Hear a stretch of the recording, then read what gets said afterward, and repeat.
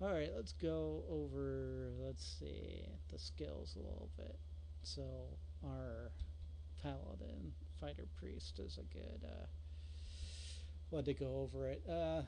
The combat skills, there isn't much to say there. I mean, each value, each point determines how well you use it. So, for example, if he's trying to use an axe, he's going to kind of suck in comparison to using the mace. The shield lets him use the shield and avoid attacks. Awareness, that's combat awareness, lets you be aware of where enemy attacks are coming from. So that's actually a pretty important skill. Scan lets you spot enemies if they're trying to sneak up on you or something like that. First aid, uh, it's kind of a marginal skill. You need bandages in order to use it, so uh, unfortunately you can only carry 10 items at a time. There was no backpack in this game like there was in Eternal Dagger.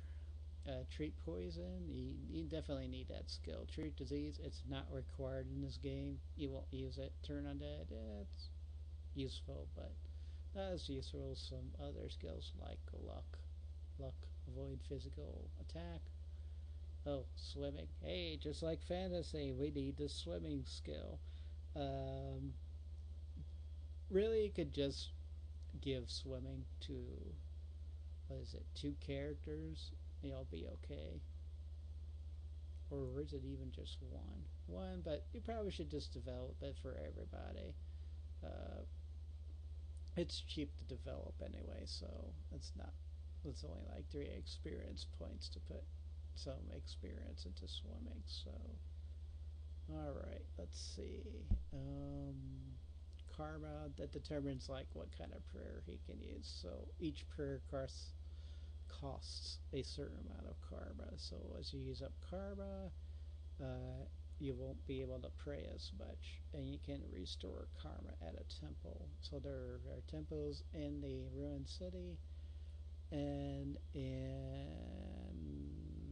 the town as well. But in the city, they're kind of scattered around. You can't know the password to get in there. So, oh, and they only restore your karma up to half. So, karma in the town is where you want to be if you're gonna keep your karma at prima condition. All right, let's see here. Not much else to say about those skills. So let's go over to, who's our thief? This guy.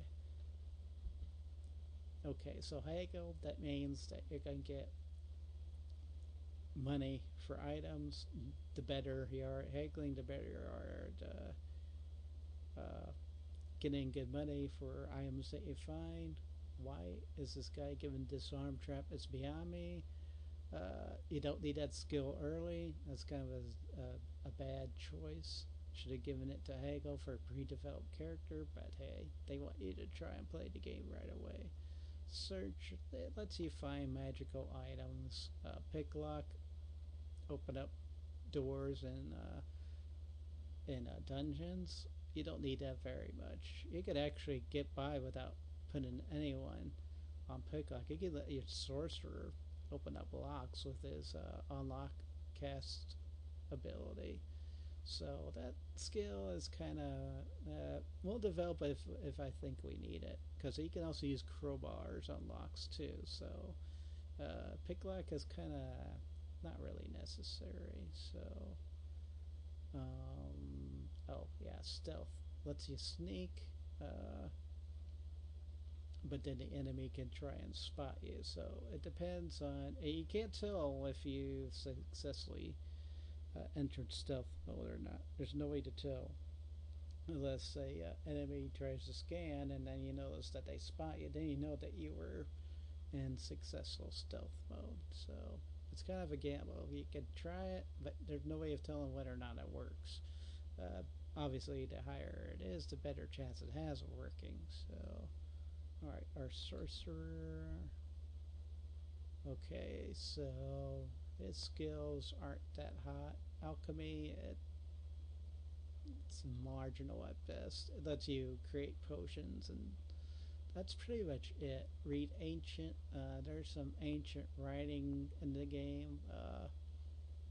Only one character really needs that skill. Evaluate lets you determine like magic items, cast spell, like how good he is at casting spells, and then power, how much power he has to cast a spell. So the largest power cost for a spell is 8, and that's with either mass invisibility, fireball, and I think a few other spells. But those are two I know off the top of my head that take like 8 spell points to cast.